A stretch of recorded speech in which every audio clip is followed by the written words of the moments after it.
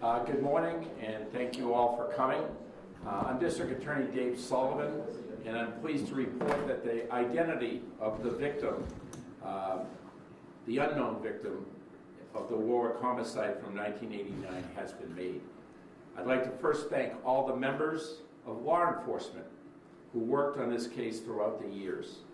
Special thanks to the Warwick Police Department, the Massachusetts State Police Detective Unit, and the Massachusetts State Police Crime Lab.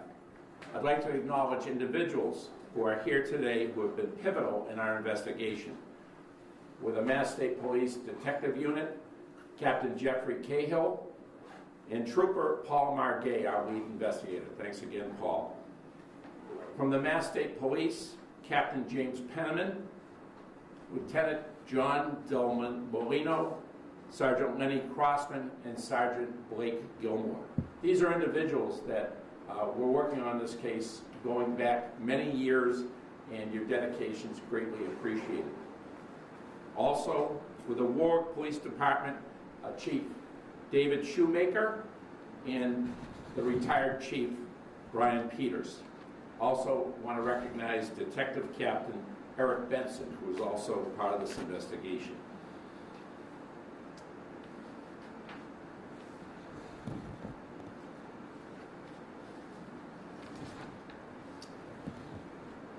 We're all very appreciative of the dedication, the hard work, and the perseverance in this case.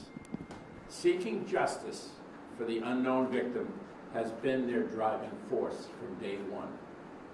Both myself and First Assistant District Attorney Steve Gagne would like to provide an overview of the investigation that began with the discovery of human remains in Warwick in 1989 and the recent breakthrough that led us here today.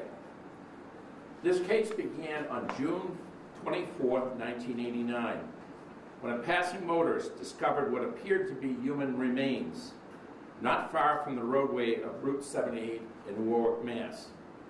Warwick is a small town in Franklin County that borders Vermont with a population of less than 1,000. The remains were found 1.5 miles south of the New Hampshire border and about the same distance north of the entrance to the Mount Gray State Park Forest.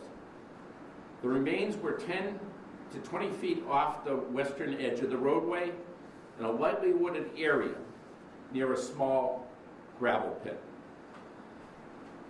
Local and state police responded to the scene, documented the scene with photography, and collected the remains.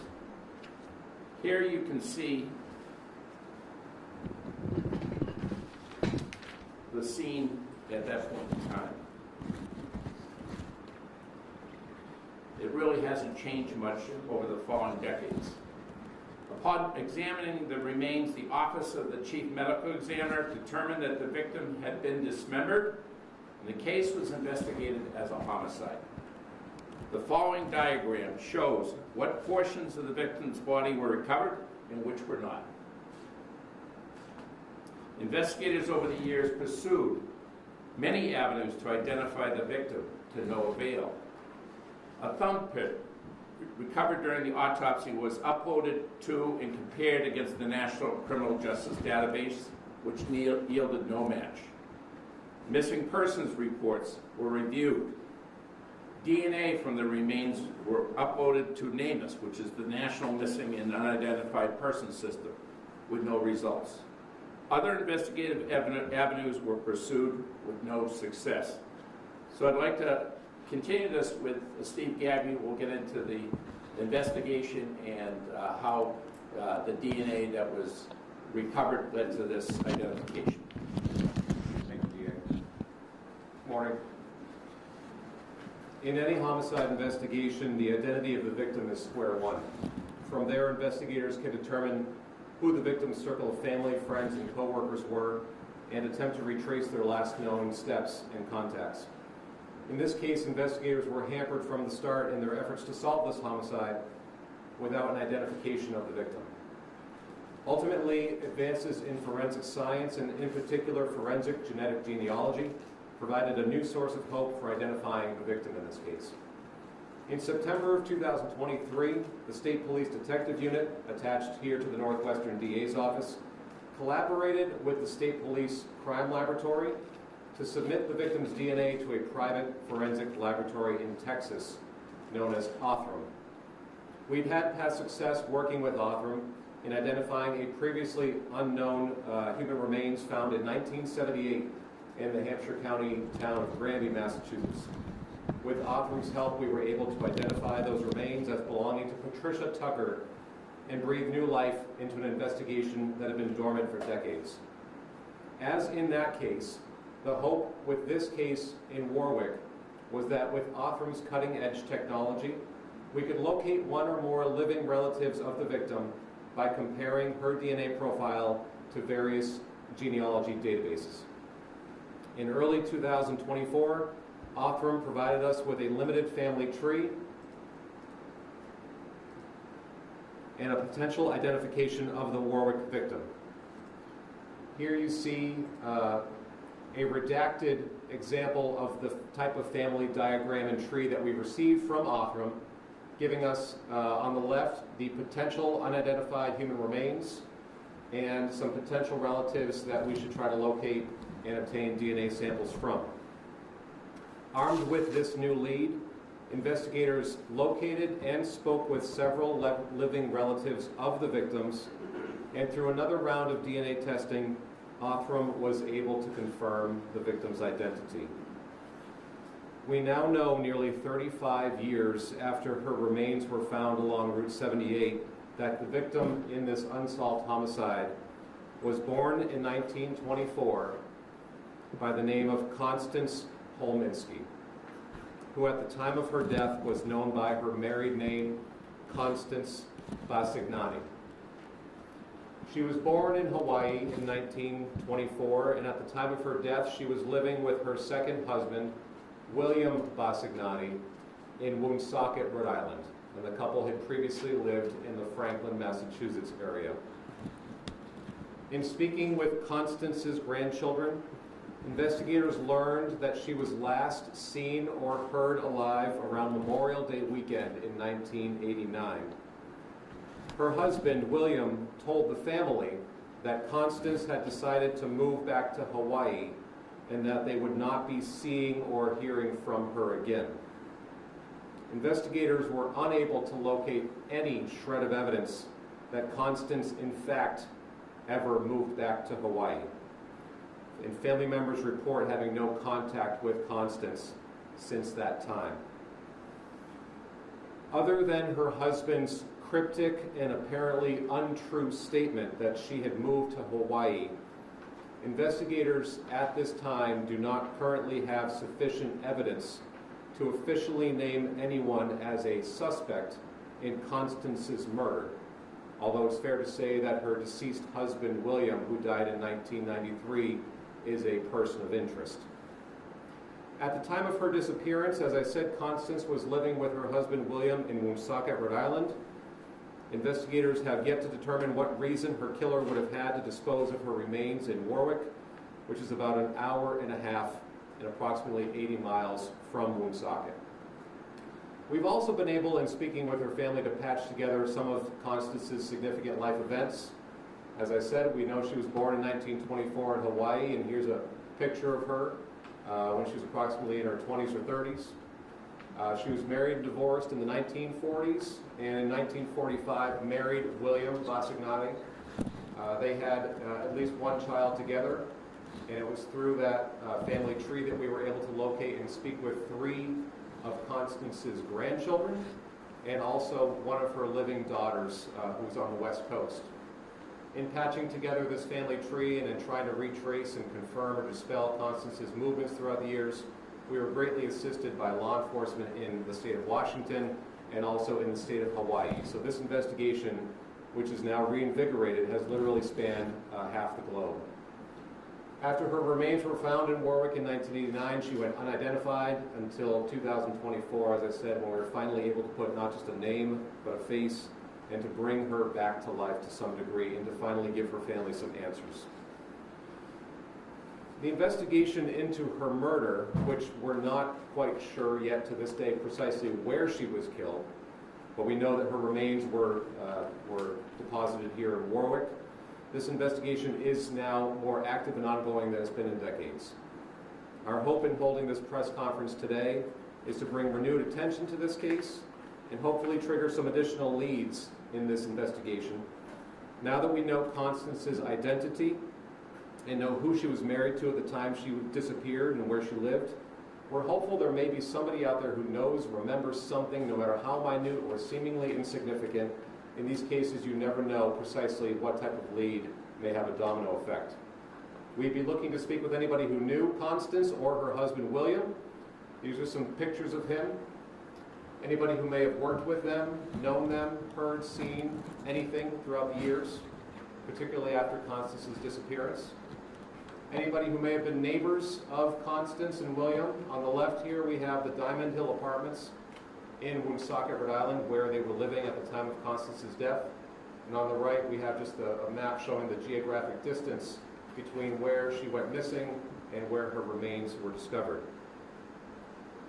Anyone with any information that may be helpful to this case is urged to contact the Massachusetts State Police Detective Unit, attached here in Greenfield to the Northwestern DA's office, by calling 413-512-5361. The public can also submit notes anonymously if they wish through the Northwestern DA's website, which is listed on the slide as well. Now, separate and apart from this ongoing investigation and where it may lead, we hope that this breakthrough provides some answers and brings some small measure of closure to Constance's family. As hard as this news was to hear for them, to learn, we hope it sheds some light on what may have been a looming cloud of doubt surrounding her disappearance for decades. Constance's family could not be here today due to an ongoing personal family matter that they must tend to, and they've asked that we convey to the media that their privacy be respected, and they do not wish to be contacted at this time. As I said, we were greatly aided in this investigation by the Othram Corporation, which is located in Houston, Texas. We have with us today a representative from Othram, Michael Vogan, and we're going to attempt to patch him in now in case he has a few comments or some questions you may be able to answer. Good afternoon. Can you hear me okay? Yeah, we can hear you, Michael. We're just getting your video up. Great. Well, first off, thank you for having us join. It's a pleasure working with the folks in Massachusetts again on this case. As mentioned, we had previous success on another UHR case at work. A number of cases in Massachusetts involving unidentified human remains and suspects. I'll make this very quick. About Othram, we were purpose-built to do just this. That's to generate human ID from forensic evidence. And we work with very difficult evidence types, very low quantities of DNA, oftentimes heavily contaminated, often mixtures. But we built a lab that was purpose-built to generate these type of leads so that investigators can go out there, confirm these leads, and then bring answers to families that have waited a very long time. And with that, I'm happy to answer any questions, or of course people can contact us offline to discuss anything about our technology or any questions they have. Great. Thank you very much, Michael. Thanks, Mike. So that concludes our part. Is there any questions that folks might have? So you guys are still trying to figure out why they were in Warwick? There's really no answers. Did they ever visit there? There's no lead that shows that Warwick has any connection to their lives. It's where the remains were deposited and why the perpetrator dropped those remains off is still unknown. The slide you showed of the body, it indicated that you didn't have the hands, but you got a thumbprint. That was showing which bones were collected. The body was still not completely skeletonized, so there was some tissue to work with, and there was a print that was recovered, but it didn't match anything in any sort of national databases. It was red and white. Which was recovered? The red or the white? The red was recovered. Yes. That's right. Yeah. The rest of the remains have not been found anywhere at this point? Correct. Anything about the relationship between husband and wife that may be relevant that you can share? Investigators have spoken with, as I said, 3 of Constance's grandchildren. Their father, with Constance's son, has also since passed. So we're trying as best we can to patch together the nature of their relationship, whether there were any conflicts or tensions building. To my knowledge, and speaking with the lead investigators, we haven't yet unearthed any obvious motive or tension between them.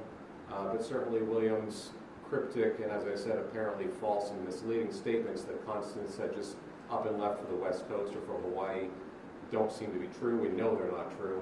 So that certainly, what I would say, casts a cloud of suspicion upon him. Any information on what he did for a living and if he had a criminal record anymore? Not aware of any criminal record, but we're still looking into his background, and that's why, there's going back that many years, we can obviously look into records and documents and databases, but obviously the best source of information is people who may have known them. Now it's been 34 years since Constance disappeared. People have moved, people have passed away, so we're trying to put together an ancient puzzle here, but any small piece would certainly help. What was the reaction of the family when you revealed the identity of the remains? As much as he may hate to be called upon, if I could ask Trooper Margay, the lead investigator on the case, to step up for a moment. Trooper Margay has been leading the investigation and has spoken with several family members in this case. And if I could ask Trooper just to convey in general terms your interactions with the family and how they took the news. At first, they didn't believe it, as anyone would. They believed the story that their grandfather told them. So it was shocking. It became more shocking when we used their DNA to help confirm our suspicions.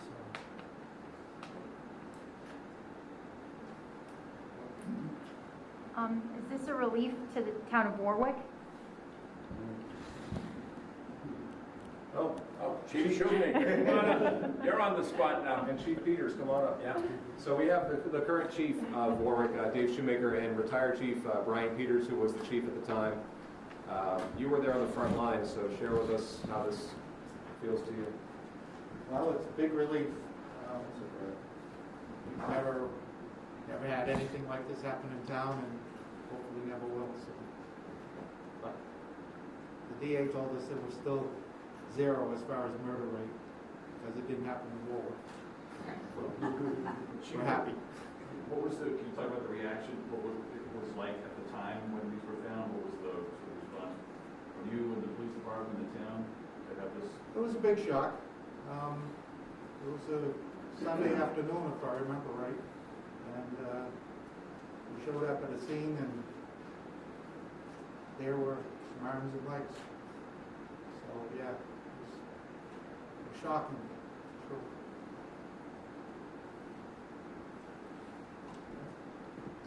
Was the town of Warwick on edge after when the news got out?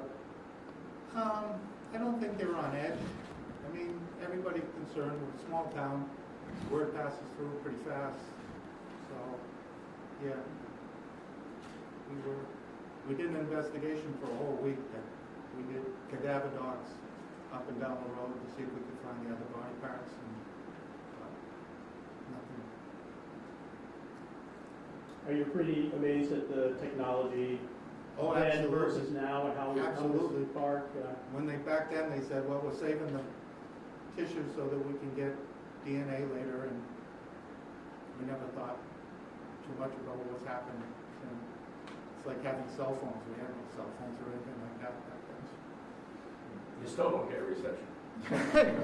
Don't tell anybody.